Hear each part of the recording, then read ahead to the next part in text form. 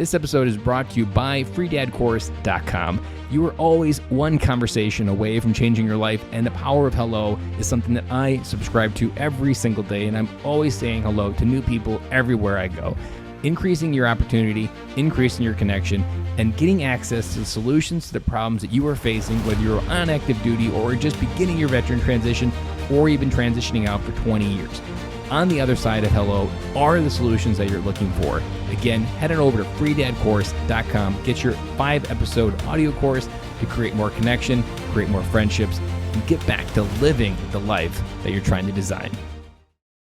Dory 1, this is Fireteam Delta. Dad's coming home. Welcome to the Military Veteran Dad Podcast, where it is our mission to bring every dad home. I am your host, Ben Killoy. I'm a United States Marine veteran, husband, and a father. We will bring authentic conversations to inspire action in your life so we can close the gap between the dad you are today and the dad you want to be tomorrow. This is the Military Veteran Dad Podcast. Today's episode is going to be another solo. I've really kind of enjoyed these solos, and I've got a lot of feedback that I should keep doing them. So I'm going to take a little break from the interviews and do some solos on some of the big takeaways and deep dives into the podcast topics that sometimes we fly over, sometimes we fly in for a little bit. But today we're going to talk about a strong one, and I'm talking about emotions. This is something that we talk about a lot on the podcast. A lot of it because I'm a very emotional guy. If you've listened to the podcast for a while, I have pretty much admitted crying over happy endings, crying over the movie Elf when the sleigh goes flying over the people. I bawl my eyes out. I remember recently crying when watching the movie I Can Only Imagine. That movie really got to me. I've cried on airplanes watching The Greatest Showman in the dark when the plane's dark flying over the ocean. So for me, being an emotional guy, emotions have always got the best of me. They got the best of me in high school. They got the best of me in boot camp. They got the best of me in Marine Corps. And on the other side of transition, through 10 years of kind of losing myself, not having an identity, not having friends to go through, being afraid to say hello to people, these are all emotions that I sucked at dealing with. And the other side of that now with 3 kids, it's even more intense because now you have kids triggering your emotions. And those emotions are just as real as any other emotion that we have. And me being an emotional guy, I feel very strongly. They are almost like a rip current through my heart when I feel something, especially if it's a negative emotion. Those can really just be a boat anchor for what I'm, maybe a positive day, and then a boat anchor comes along and bam, all my momentum, all my things that I'm working on, all my positive mentality for that day can wash away just like that in an instant. So today, when we deep dive into emotions, what are we going to talk about? Well, a little while back in the Facebook group, I blogged about an idea. And as I was researching this, I thought this idea would be good to share. So this past summer, I went to the dentist's office, and I'm sitting there. And just like every other dental cleaning, you open your mouth up, you're getting all the poked and prodded, they're scraping all the teeth or the plaque off your teeth and making sure you get all the cracks clean, and they scrub them really good. And thank God for dentists, because I couldn't do it, but thank God we have people that are out there. So if you're a dentist listening to this, I thank you for your profession and your love of profession, because not everybody can do that. But think of how easy we open up our mouth and have it poked and cleaned. And it's generally something that's very dirty, and there's lots of things in the cracks. And when I was laying there getting my teeth cleaned, I had kind of an epiphany, or I put 2 random things together. But emotions are a little bit like that there's a lot of things that we don't deal with, that we don't get through our daily surface cleaning, that we need someone to go in there and really poke at and scrape to get rid of. And think of that as like therapy. In therapy, a lot of what you're doing is having someone you're talking to that are going into places that you don't want to talk about at dinner parties, and making sure that all the closets are clean, that you don't have any dead bodies laying around that you're just avoiding. But yet we show up at the dentist, which is something kind of a little bit not natural for us to do. And we do it with ease, and we do it without much hesitation. But man, emotions aren't even real. They're all just made up in our head. But man, do we run away from those so strongly. But yet at the same time, we open up our mouth and have someone else clean it without even hesitating. So think about that for a second. Their emotions aren't even real, but yet they feel so strong. I've felt emotions so strong that I can instantly be brought to tears just because I felt it. and you can feel that overcome an emotion. Maybe it's those coming home videos. Those always get me. You can instantly watch them, that energy. I can feel that emotion that they're feeling when they hug each other. That gets me every time. But it's not real. It's just a feeling inside that's not made up. If you were to cut someone open, you wouldn't find a single trace of any feelings or thoughts. It's all just something that our brain perceives. So at the end of the day, how do we do it? How do we deal with this? This is something that I face every day. This podcast is a good method for me to starve some fear, work through my emotions openly, bring them into the open, and work through them. But a lot of times, especially military dads, we want to keep our emotions in the shadows. I've said it 1,000 times in the podcast. The military trained us that our emotions are going to get us killed. But yet, those are the exact same things that we need in order to come home as a dad. And I was just talking with a Navy SEAL the other day on a podcast episode, John, and it's kind of funny that the military doesn't actually have an order anywhere written that says how you deal with your emotions, to my knowledge. I never read a Marine Corps order that said this is how your emotions are supposed to be felt. But everybody kind of instinctively has these unwritten rules of what your emotions are supposed to be. But what if there was a Marine Corps order on emotions? What if the military did tell you that emotions are supposed to be felt, and that while there are times that your adrenaline kicks in and your emotions get turned off for the sake of survival, but what if it instinctively created spaces for you to feel those emotions? What would that do for you? It would give you permission to feel what you maybe haven't been feeling in a while. I know for me that when I hear someone say something really vulnerable and it's a raw emotion for them, what they've given me, and this happened a long time ago when I first started working through my emotions, is they gave me permissions to share mine. So I'm telling you that these emotions are out there, that these emotions need to be felt, whatever you're feeling, whether it be frustration about your job, whether it be frustration about the kind of dad you show up as, the kind of husband you show up as. Maybe it's the kind of member of the military you were. Maybe there's regrets that you have. These are all emotions, but yet they're still not real. And I keep saying that because there was a Tony Robbins podcast that I was just listening to today that really brought this home for me, that they're just made up things for our own interpretation of our mind, that our mind can't help apply some interpretation to what's going on around us.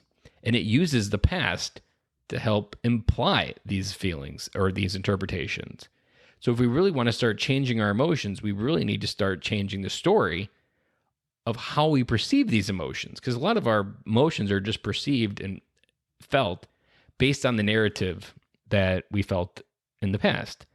For my example, there's a story that played off in my head for a long time, and it still plays in some ways, that I was just a dumb farm boy from Wisconsin that was never going to do anything, that was just this weak-minded Marine that really didn't have the mental resilience to be a good Marine, whatever that may be.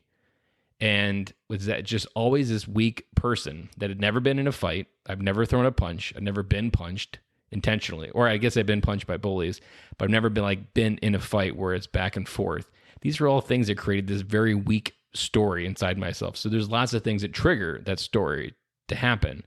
And when it triggers, I have default emotional states that kick in because that's the only interpretation that I have. But once I become aware of it, once I become aware of this story, then I can consciously take a step back from what I'm feeling.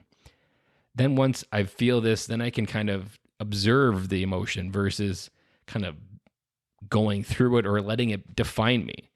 Because emotions are just interpretations and your thoughts are just interpretations. And those are just trying to find meaning for what's happening to you. But if we can change the meaning of what's happening to us, and if we can change the emotion that we're feeling in relation to that, if we can find just an ounce of appreciation about something that we're feeling, those are things that can really help move us forward. Now, that's some kind of deep stuff, and that might be pretty complicated stuff. And some of that for you, if you haven't really started working through your emotions, that might be really hard for you to take that first step. And for me, I wasn't on that first step. I would say this is the Ben Cloy showing up that's kind of worked through this, put in the reps in a lot of different ways to figure out how to really stand back and observe the emotion and what interpretation and story that emotion is being driven from, or what that meaning is coming from. Because our meaning comes from our past. So if we want to change the meaning, we have to change how we perceive the past to either it happened to us, which is a lot of people's mindsets, that our past and our life happens to us and life happens to us. But the better mindset is to shift into the life happens for us. So if you can change the meaning of how something happened, that's really how you start to change your story. And this really took place for me about 3 years ago. I was blogging at this time, just kind of writing out a lot of good blog posts at the time, but not really focused in one area. And one of them was a challenge to write a letter to myself. And the title was, Am I Worth It? And essentially the challenge that came from a friend was write a letter to yourself in the context of a good friend reminding you why you were worth it. So again, this is me talking to myself and writing it out. And I'm writing along. And all of a sudden I start writing that then early in life, you keep thinking that people pushed you down. And those people in your mind are still as raw as it was when it happened. And you think that those people are holding you back, that those people aren't giving you permission to move forward. And then out of nowhere, again, this is me writing it, I write to myself, but in reality, early in life, people pushed you down so that later in life, I could pull people up.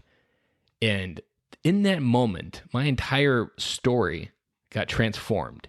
I still think about that moment and the emotional feel and the connection to that past and trying to change the meaning of what happened in the past, because I'm more of a believer now than ever that all of those things happened have allowed me to come home as a better dad, a better husband, a better friend, a better podcaster, because I can then share these stories and connect easier because I was that guy on the bottom. And as I had people help me up, now I can turn around and help people up because I know what that look feels like. I've felt it. I can feel it a mile away when someone needs that hand reaching out. But none of that would have happened if I wasn't pushed down from early on. So if I feel a moment of weakness, I can reflect back that moment, that story in the past was really a gift that has now allowed me to help others come home and be that friend that they need. I'm a much stronger friend because early in life, I didn't have a lot of friends. So I know what that lonely feeling is. And now that I've stepped into more of owning myself, I can be the friend that I wish I had 5 years ago. So let's move into some practical steps that took me from where I was to where I am today when it comes to working with emotions. Probably the biggest thing for me that helped me work through my emotions is just writing. I didn't consider myself a writer ever. I hated writing papers for English classes. And it wasn't until I tried stepping into the world of blogging. So I didn't step into this idea knowing what I was going to do, but I really just stepped into the idea of writing a blog post. And when I stepped into these ideas, I just kept putting words down. And they were maybe my initial goal was probably like 750 to 800 words. And I would initially get there. But then something started happening that at the end of these blog posts, I would reread it and I was like, damn, that was good advice. Why can't you give yourself that advice without writing a blog post? And it hit me through that process that a lot of times, especially if you're kind of a high energized thinker, that you have a lot of ideas and your brains keeps going, there are so many voices and stories and ideas floating in your head that it's hard to understand which one is the one that you really need to follow. But when I was writing, only one version came out, and it was usually the version somehow that I really needed to hear. So I was often the first person that would benefit from something that I wrote. And that writing over the time really helped me strengthen that ability to write something of how I was feeling. And it really started, I would meditate for about 10 minutes at night, maybe like at 7 o'clock after the kids gone to bed. I think at this time we only had Sophia, so she may have been like 2, so it was pretty easy bedtime still. I would meditate for 10 minutes, and then in that after feeling of that meditation, my mind was a little bit clearer. That's really when I would engage the keyboard. And I would always write something that I needed to hear. And now, as I've continued to work through that, writing is still something that I find a lot of therapy in because it just allows me to put words and labels to something that I'm feeling on the inside.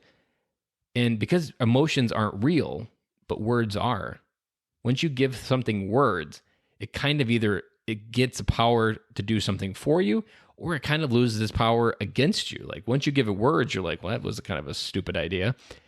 But you can't really say that while it's on the inside. Maybe you're fighting suicidal thoughts right now and you're listening to this episode. Once you say those things out loud, those things then lose their power over you because your brain looks at it and be like, oh, that's a crazy thought. Why would I say something like that? But when they're on the inside, emotions are just these 3,000-year-old things that kept us alive because they would either be fear or the fear or fight or flight mechanisms. These are all things that are kind of what triggering emotions are. But at the same time, emotions are that feeling you felt when you first held your child, that feeling of joy. That's an emotion. But yeah, at the same time, there's an equal opposite side of that makes you feel depressed, not good enough, maybe isolated and alone. These are all part of the same emotional bucket. And in the episode that Tony Robbins had today, he talked about that emotion is one of the strongest forces on the planet because you can move so much when you align your emotions in your heart and allow them to flow freely. And this is something I really struggled with. I'm always an overthinker. So I'm always thinking with my head and not always feeling with my heart. And my emotion will get connected inside my head where I'm thinking about it too much instead of really feeling it in my heart.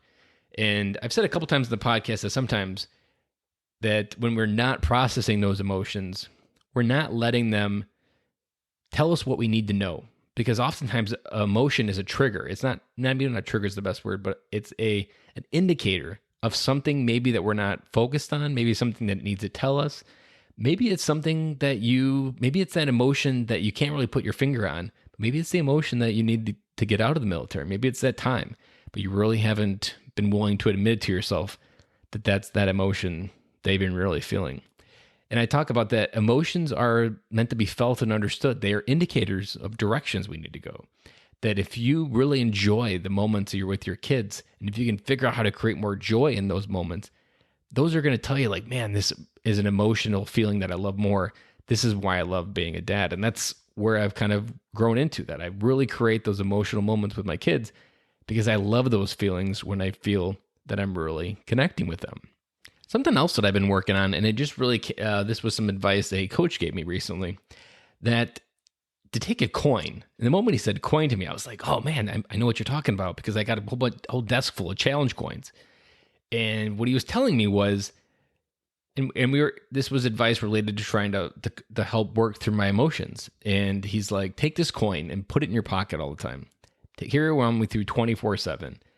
And whenever you need to feel something, whenever you feel something strong, grab the coin.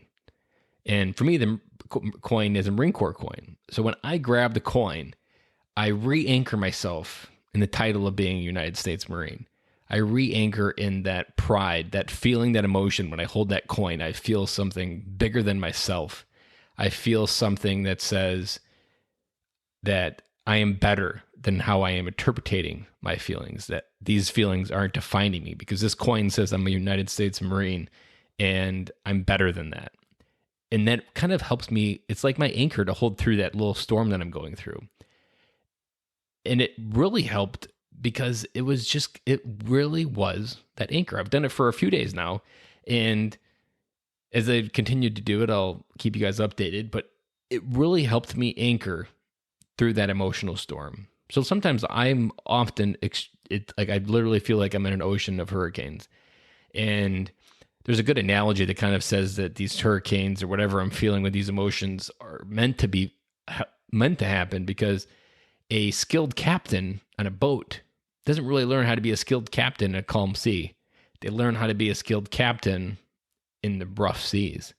And if you think about when you're riding these waves and riding these storms or whatever you're feeling out there, whatever you're not feeling, whatever that, maybe it is a storm inside, that whatever that is, those are, if we embrace those storms and ride them through the stewardship, the leadership, the trust that we know we need to have in ourselves to get through that storm, I am convinced on the other side of this podcast, on the other side of me working through controlling my emotions, or not maybe controlling them, but really navigating them properly, there is a horizon and a sunset when that is going to be so beautiful that I will turn around and face that and look at that storm and that storm needed to happen to get me where I am today.